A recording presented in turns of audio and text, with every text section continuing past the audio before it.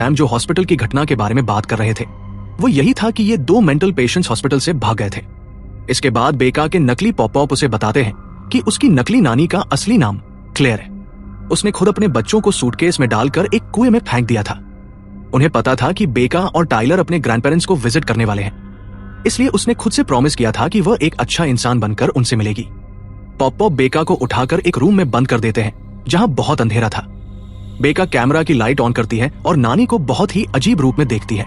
नानी बेका पर बार बार अटैक करती है और बोलती है कि उसने बेका को कभी पसंद नहीं किया था।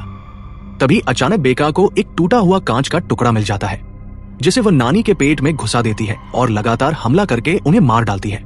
इधर पॉप अपने गंदे डायपर को उठाकर टाइलर के फेस पर जबरदस्ती लगा देते हैं क्योंकि उन्हें पता था कि टाइलर को जम से प्रॉब्लम थी। तभी अचानक बेका पीछे से आकर उनको रोकती है और टाइलर पॉप को पीछे से धक्का देकर गिरा देता है। वो फ्रिज के गेट से उनके सर को पीट कर उन्हें भी मार डालता है। इसके बाद दोनों बच्चे घर से बाहर आ जाते हैं और अपनी मॉम के साथ साथ पुलिस की गाड़ी को अपनी तरफ आते हुए देख सकते हैं। दोनों बच्चों को रेस्क्यू कर लिया जाता है। एंड में हम लॉरेटा का इंटरव्यू लेते हुए देखते हैं जहां वह बोल रही थी कि घर छोड़ने के दिन क्या हुआ था। लॉरेटा बताती है कि उस दिन लॉरेटा के पेरेंट्स उसके डिसीजन पर उसे क्रिटिसाइज कर रहे थे। वो जैसे ही घर से निकल कर जा रही थी उसकी मॉम उसके सामने आ गई थी और गुस्से में लॉरेटा ने अपनी ही मॉम पर हाथ उठा दिया था। तब लॉरेटा की मॉम ने उसे एक थप्पड़ मारा था और कुछ देर बहस के बाद लॉरेटा चुपचाप घर से निकल गई थी।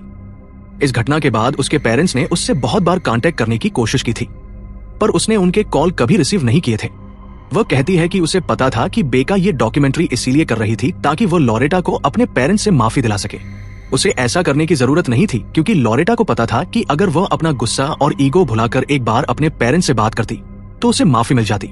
इससे हम ये सीख सकते हैं कि हमें कभी भी अपने गुस्से को अपने अंदर पालना नहीं चाहिए क्योंकि आगे चलकर इसके कारण कुछ ऐसा हो जाता है जिसके बाद हम खुद को माफ नहीं कर पाते। इसलिए हमेशा सबको माफ करके आगे बढ़ना चाहिए।